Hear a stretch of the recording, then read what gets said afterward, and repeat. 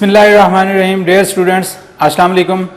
आज हम लोग एजुकेशन फॉर ऑल फोरम के ऑफिशियल यूट्यूब चैनल से फिज़िक्स क्लास 10 का लेक्चर नंबर 11 स्टडी करने जा रहे हैं, जिसमें हम सॉल्व करेंगे एक्सरसाइज के न्यूमेरिकल प्रॉब्लम्स। अब न्यूमेरिकल प्रॉब्लम्स को हम डिस्कस करने जा रहे हैं, जिसका हम न्यूमेरिकल नंबर 10.5 यहाँ पर सॉल्व करेंगे। इससे पहले जो 4 न्यूमेरिकल्स हैं वो हम ऑलरेडी सॉल्व कर चुके हैं, और वो सिंपल हार्मोनिक मोशन से रिलेट कर रहे थे।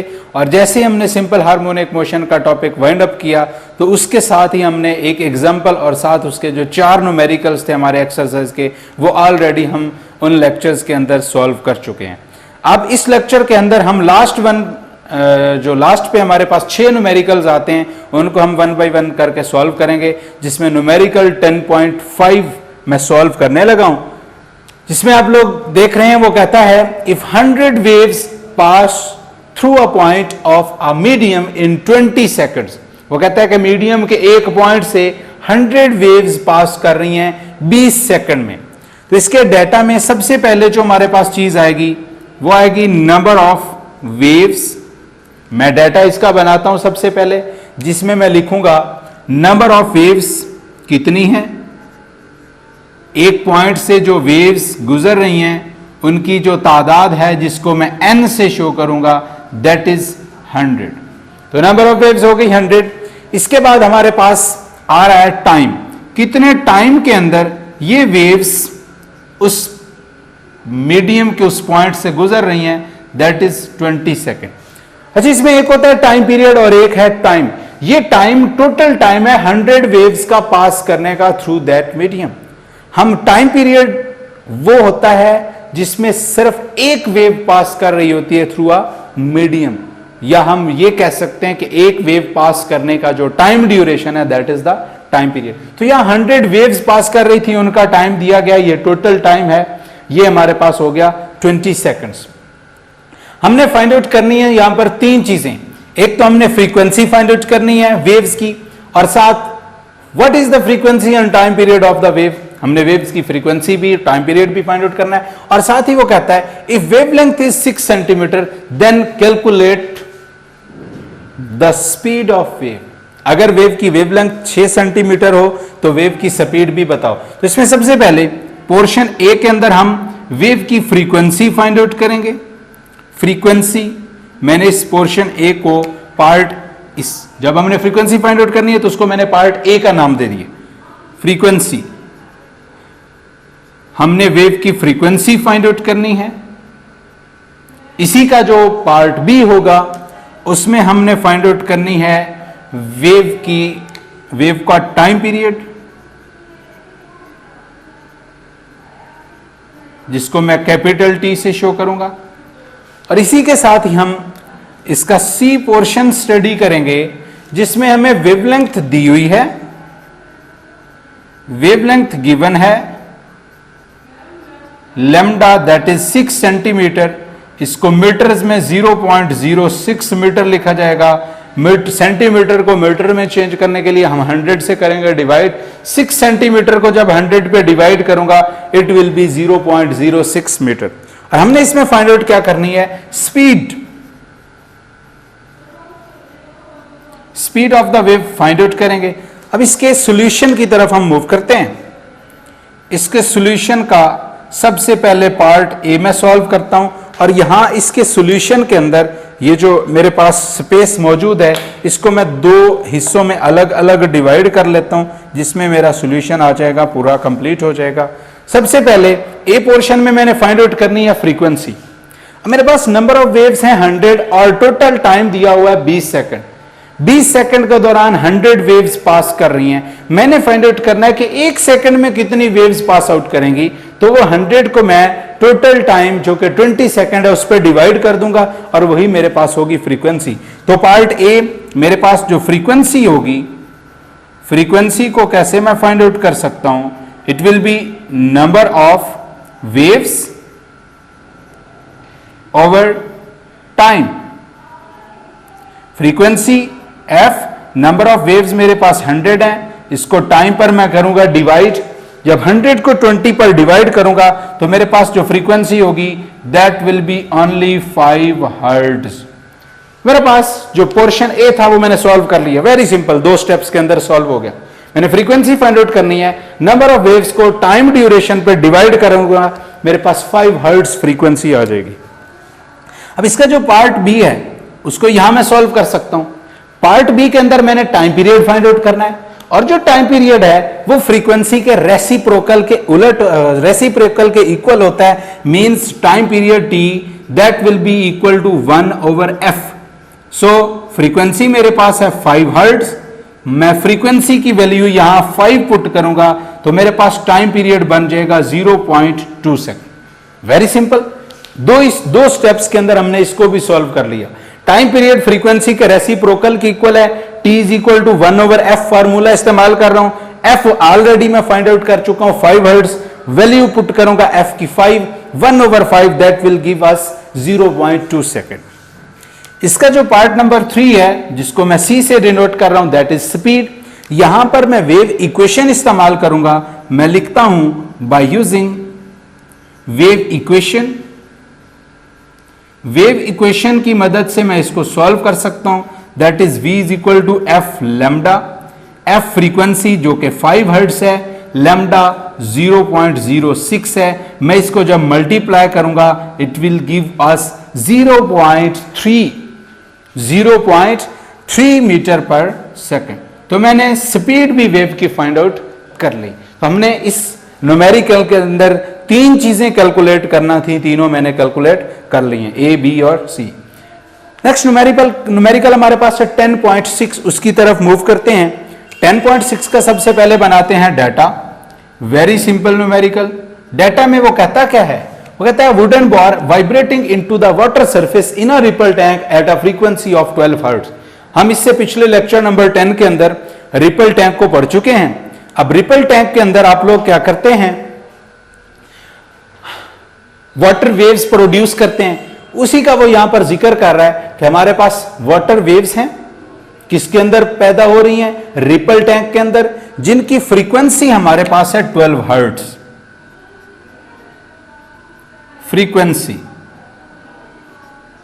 f that is only 12 hertz, और जो रिजल्टेंट वेव प्रोड्यूस होती है, the wave resultant wave has a wavelength of 3 centimetre, यानी उसी वेव की जो वेवलेंथ है वो भी वो बता रहा है, जिसको मैं लैम्डा से शो करूंगा, दैट इज 3 सेंटीमीटर, और मीटर्स में ये बनेगा 0.03 मीटर्स।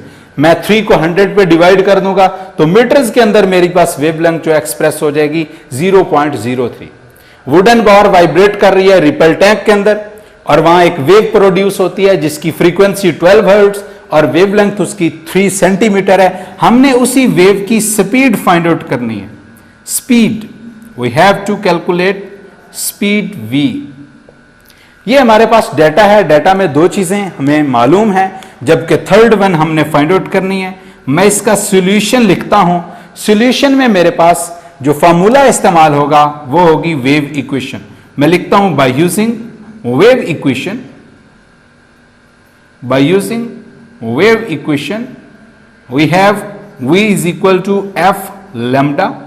f फ्रीक्वेंसी है जो कि 12 हर्ट्ज है, लैम्डा मेरे पास 0.03 है। जब इन दोनों को आप लोग मल्टीप्लाई करेंगे तो हमारे पास स्पीड कैलकुलेट हो जाएगी 0.36 मीटर पर सेकेंड। तो ये आप लोगों के पास था न्यूमेरिकल 10.6, वेरी सिंपल। हमने जस्ट इसके अंदर वेव इक्वेशन इस्तेमाल करनी है, फ्रीक्वेंसी और वेवलेंथ गिवन है, स्पीड हम कैलकुलेट कर लेंगे। नेक्स्ट न्यूमेरिकल हमारे पास 10.7 है, जिसकी स्टेटमेंट मैंने लिखी हुई है। इसका डाटा बनाता हूं। इसके डाटा में आप लोगों के पास क्या क्या चीज अवेलेबल है, वो कहता है transverse wave produced on a spring has a frequency of 190 hertz. सबसे पहले तो वेव की फ्रीक्वेंसी वो बता रहा है, f that is 190 hertz. Wave produce हो रही है स्प्रिंग के ऊपर जिसकी फ्रीक्वेंसी 190 हर्ट्ज है, और ये वेव ट्रेवल करती है along the length of a spring of 90 metre, यानी इसने जो डिस्टेंस कवर किया है along the length of tank, along the length of spring, उसको मैं D से शो करता हूं, that is 90 मीटर्स। और डिस्टेंस कवर करने का जो ड्यूरेशन है, टाइम है, वो कितना है? T, that is 0.5 second. अब कैलकुलेट हमने यहां पर तीन चीजें करनी हैं। सबसे पहले हमारे पास जो इसका पार्ट ए है, ए पार्ट के अंदर हमने कैलकुलेट करना है period of the wave. Wave का पीरियड जिसको कैपिटल टी से शो करता हूं, यह कैलकुलेट करना है। इसका जो बी पोर्शन है जो कि मैं यहां लिख लेता हूं, उसमें हमने क्या चीज कैलकुलेट करनी है? Speed of the wave.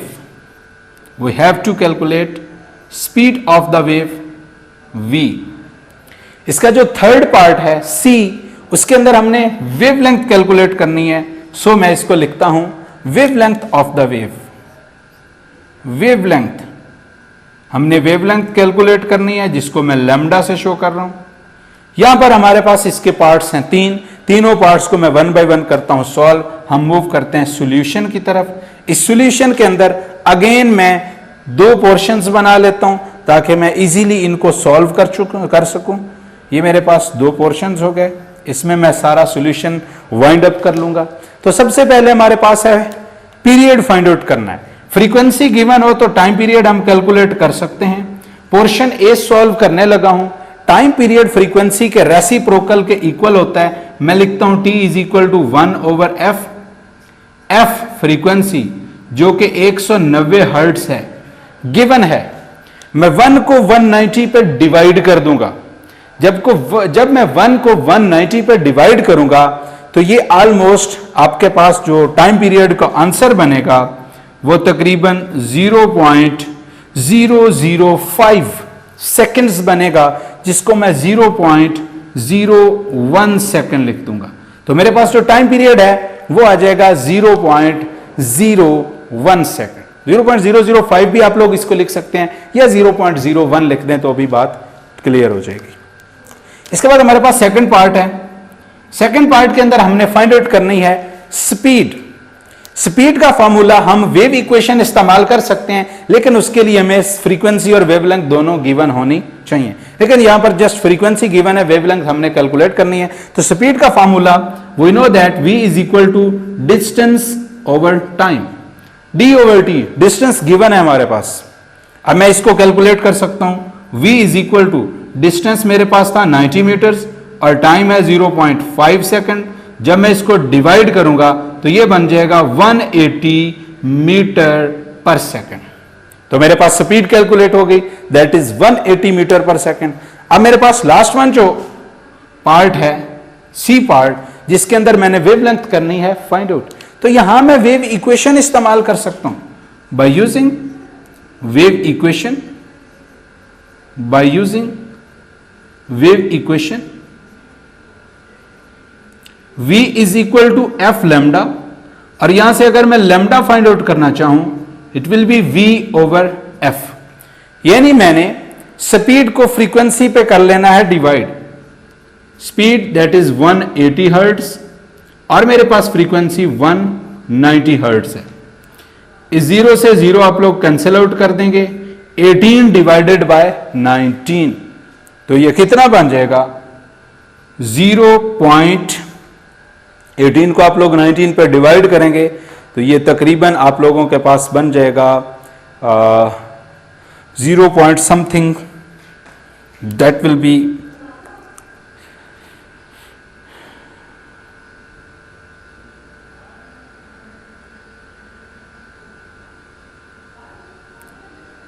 I think 0.99 something, इतनी इसकी जो वेवलेंथ है वो आप लोगों के पास आ जाएगी। इसका आंसर आप लोग कंफर्म कर लीजिएगा। मेरे पास इस वक्त कैलकुलेटर नहीं है। 18 को 19 पे डिवाइड करें, आई थिंक ये 0.9 समथिंग आप लोगों का आंसर आ जाएगा। तो ये थे आप लोगों के तीन न्यूमेरिकल्स, मैंने यहां पर सॉल्व कर लिए 10.5, 10.6 एंड 10.7। अब हम जरा मूव करते हैं टुवर्ड्स 10.8। हमारे पास रिमेनिंग तीन न्यूमेरिकल्स हैं जिनको इसी लेक्चर के अंदर ही हमने सॉल्व करना है। फिजिक्स क्लास 10 का लेक्चर नंबर 11 स्टार्ट कर रहे हैं। जिसमें हम सॉल्व कर रहे थे न्यूमेरिकल्स, और मैंने आप लोगों को इसके अंदर 10.5, 10.6 और 10.7 न्यूमेरिकल जो है ना वो अभी सॉल्व करके दिया था। इसके अंदर अब हम नेक्स्ट न्यूमेरिकल्स जो सॉल्व करेंगे 10.8, 9 और 10, ये तीन हमारे पास लास्ट वन न्यूमेरिकल्स हैं जिनको हमने बारी बारी सॉल्व करना है। तो न्यूमेरिकल नंबर 10.8, जिसका सबसे पहले मैं डाटा बनाता हूं, जिसमें वो कह रहा है कि वाटर वेव्स हैं in a shallow dish of 6 centimetre long, यानी वेव्स की वेवलेंथ वो बता रहा है 6 सेंटीमीटर है। At one point the water moves up and down at a rate of 4.8 oscillations per second. एक पॉइंट पर पानी ऑसिलेट कर रहा है, ऑसिलेशंस की शर्रा उसका रेट वो बता रहा है 4.8 oscillations per second, which means water waves की जो फ्रीक्वेंसी है दैट इज 4.8 हर्ट्ज। और हमने इसमें कैलकुलेट दो चीजें करनी है, एक तो speed of the water waves और सेकंड हमारे पास period of the water waves, ये हमने करना है फाइंड आउट। इसमें सबसे पहले हम इसका बना रहे हैं डाटा, जिसमें मैंने वेव्स की वेवलेंथ वो लिख लेनी है, जिसको मैं कह रहा हूं कितनी है भला 6 सेंटीमीटर, जिसको मीटर्स में लिखेंगे तो 0.06 मीटर बन जाएगा, यानी 6 सेंटीमीटर को 100 पे डिवाइड कर देंगे। उसके बाद हमारे पास है फ्रीक्वेंसी। इन्हीं वेव्स की जो फ्रीक्वेंसी है f, that is 4.8 hertz. Number of oscillations पर सेकंड, उसी को हम फ्रीक्वेंसी का नाम देते हैं 4.8 हर्ट्ज। अब इसमें दो चीजें हमने फाइंड आउट करनी है, सबसे पहले speed of the water wave, और उसके बाद दूसरे पार्ट के अंदर हमने period of the water waves हमने फाइंड आउट करना है। तो मैं लिखता हूं सबसे पहले स्पीड v, ये हमने फाइंड आउट करना है। उसके बाद नेक्स्ट चीज हमारे पास है पीरियड, ये हमने फाइंड आउट करना है। अब इसके सॉल्यूशन की तरफ जाते हैं। इसके सॉल्यूशन में हमारे पास दो पार्ट्स हैं, सो हम क्या करते हैं, इसके जो ये वाली स्पेस है इसको दो पार्ट्स में डिवाइड कर लेते हैं। एक में हम पार्ट नंबर 1 सॉल्व कर लेंगे, दूसरे में हमारे पास जो दूसरा पार्ट है वो सॉल्व हो जाएगा। तो इसमें पार्ट नंबर 1, जिसको मैं ए पार्ट नाम दे रहा हूं, और इधर हम पार्ट बी सॉल्व करेंगे। अब पार्ट ए सॉल्व करने के लिए जो कि हमने स्पीड फाइंड आउट करनी है, हमारे पास सिंपल सा फॉर्मूला है v is equal to F lambda, जिसको हम वेव इक्वेशन का नाम देते हैं। मैं लिखता हूं बाय यूजिंग वेव इक्वेशन, हम वेव इक्वेशन यूज करने लगे हैं, that is v is equal to F lambda. F frequency है जो कि गिवन है 4.8 हर्ट्ज, जबकि लैम्डा 0.06। इन दोनों को हमने कर लेना है multiply, 4.8 hertz multiplied by 0.06 centimetre metre wavelength. जब मल्टीप्लाई करेंगे तो आपके पास जो आंसर बनेगा that will be 0.288 metre per second, जिसको आप 0.29 मीटर पर सेकंड लिख सकते हैं। 0.288 लिखते हैं या 0.29। उसके बाद दूसरा पार्ट है जिसमें हमने पीरियड फाइंड आउट करना है। Time period that is reciprocal of the frequency 1/4.8। जब इसको मैं डिवाइड करूंगा इट विल बी 0.208, जिसको मैं 0.21 सेकंड लिख सकता हूं। तो ये हमारे पास हो जाएगा टाइम पीरियड। अब हम मूव करते हैं नेक्स्ट न्यूमेरिकल की तरफ, दैट इज 10.9।